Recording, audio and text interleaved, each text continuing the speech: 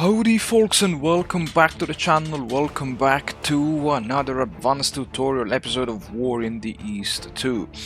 The topic of this tutorial would have required me a 3 hours long video because I would have needed at least 1 hour to explain in details what to do and what not to do in 1941, an extra hour for the same thing in 1942, and an extra hour for the same thing again in 1943 and 1944. So no, just forget about it. I will give you some, let's say, tips and tricks on how to handle the VVS, the Soviet Air Force. Now, you have to keep in mind one thing, that in 1941 the Soviet Air Force starts in a pretty bad, I would say catastrophic situation. You have incredibly huge air regiments. I know this sounds weird, but the Soviets did use the same, let's say, army structure for the Air Force as well.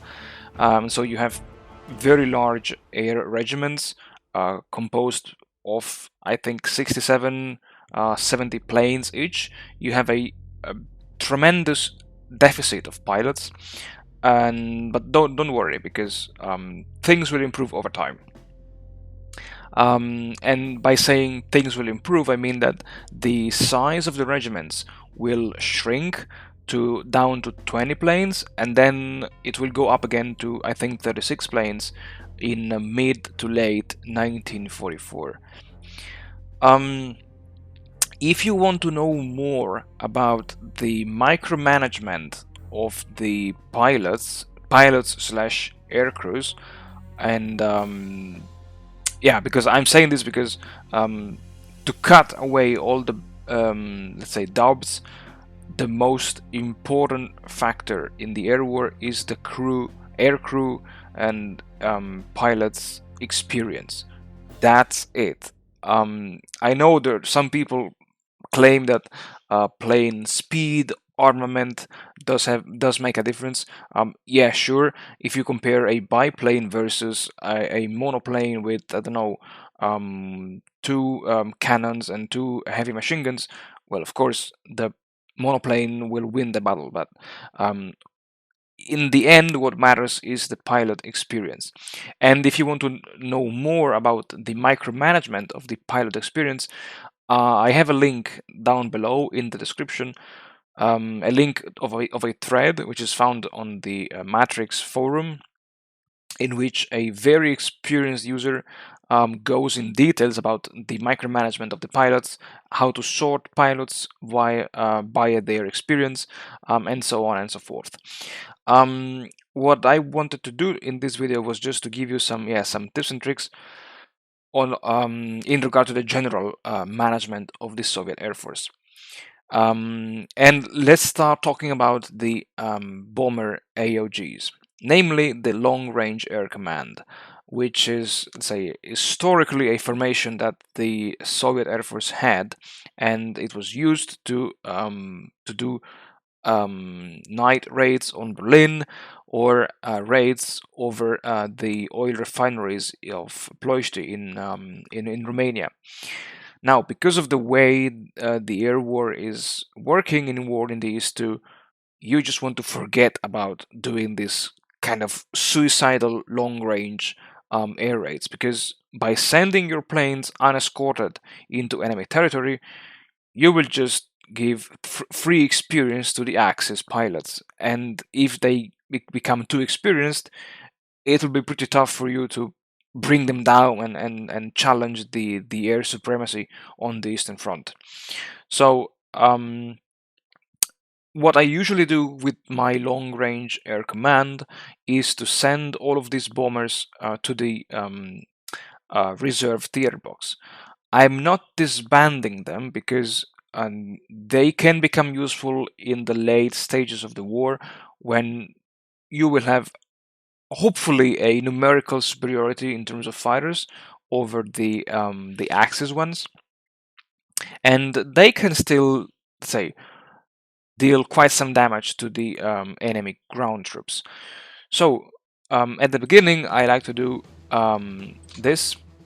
I go to the commander's report, air section, and yeah, sorry. This is how it looks like, and you screen for the long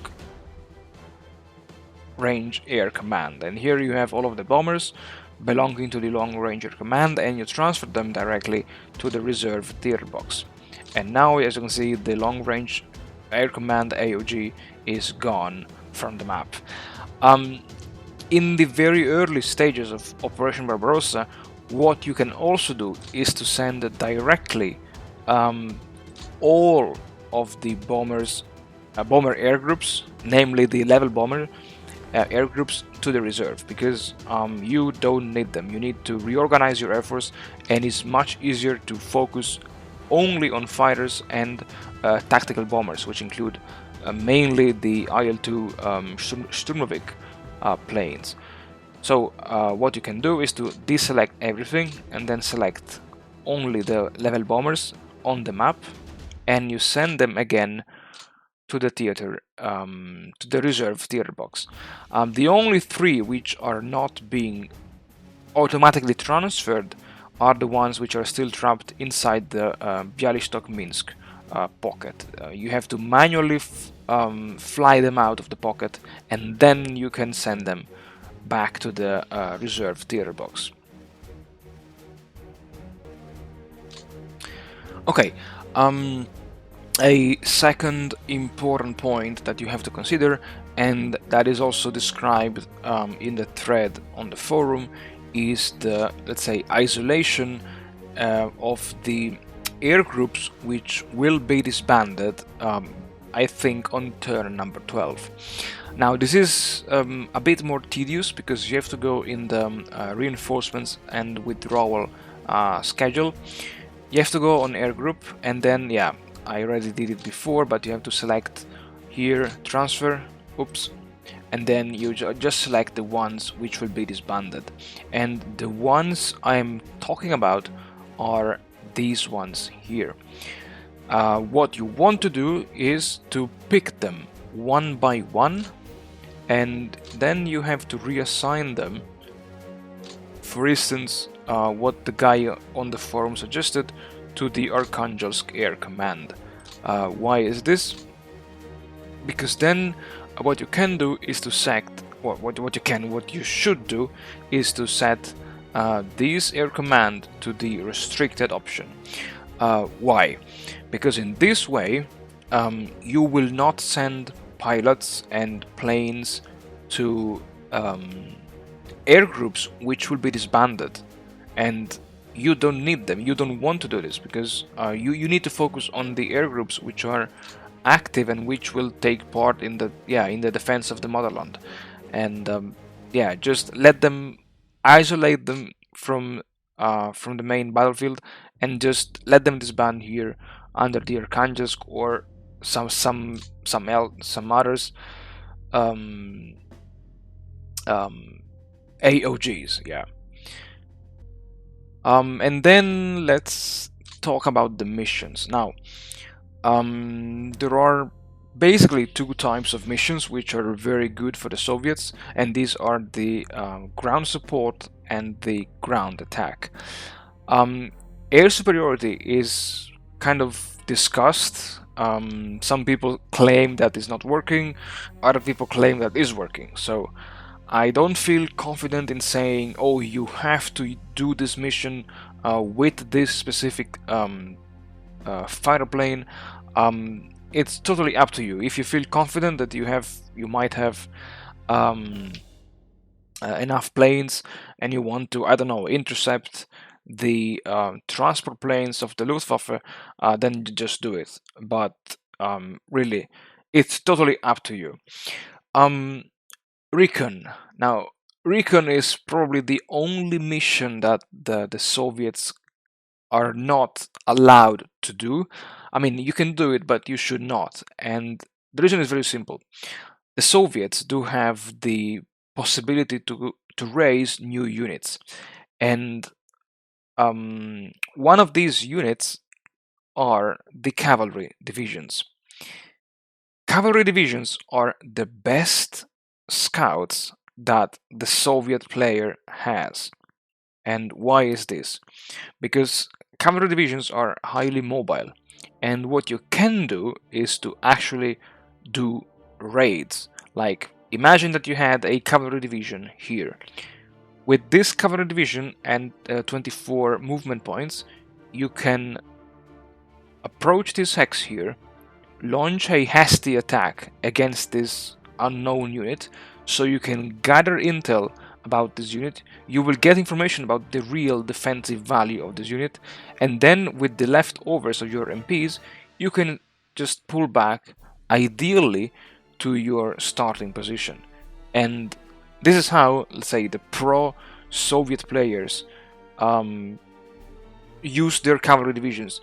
You can also use them to find gaps in enemy lines, and in the best case scenario, you can disrupt the enemy railway lines. And if you find them, you can even where are they? Disrupt the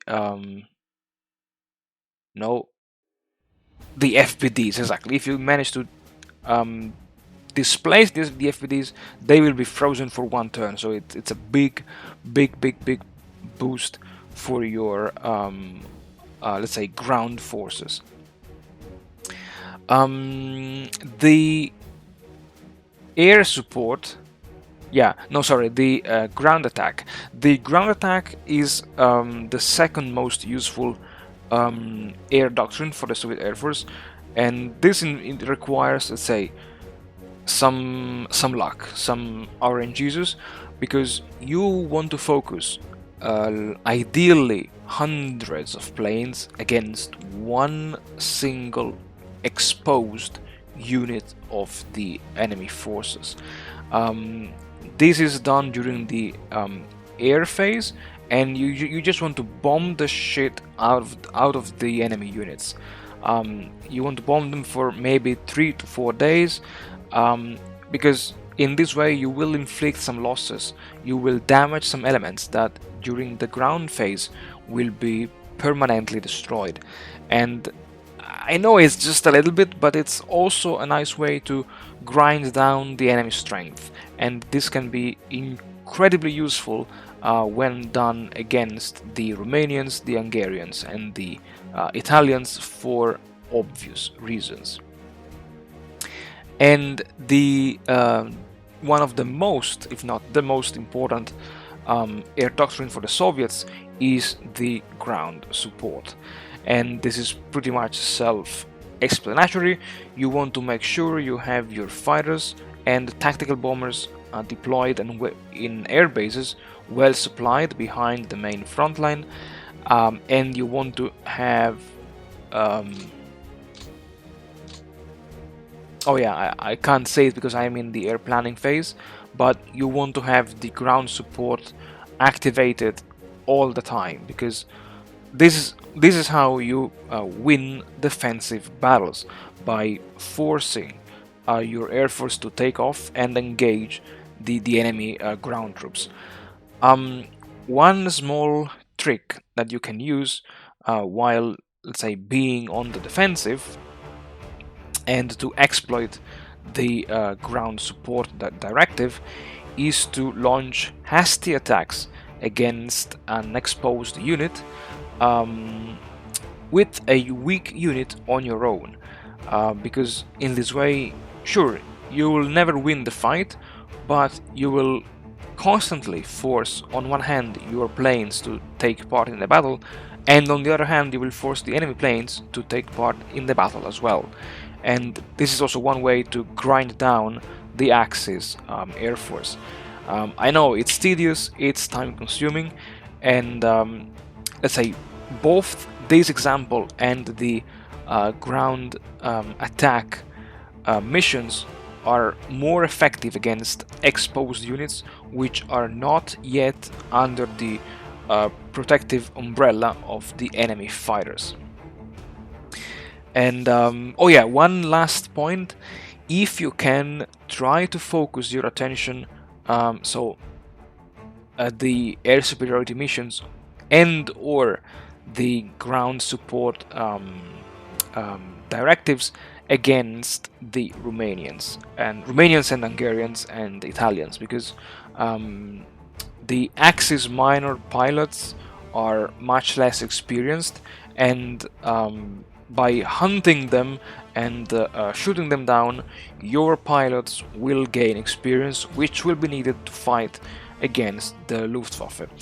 Again, this is a pretty much RNGesus based system, because you never know what is the AI doing with the AOGs of the Romanians, the Hungarians, and the Italians.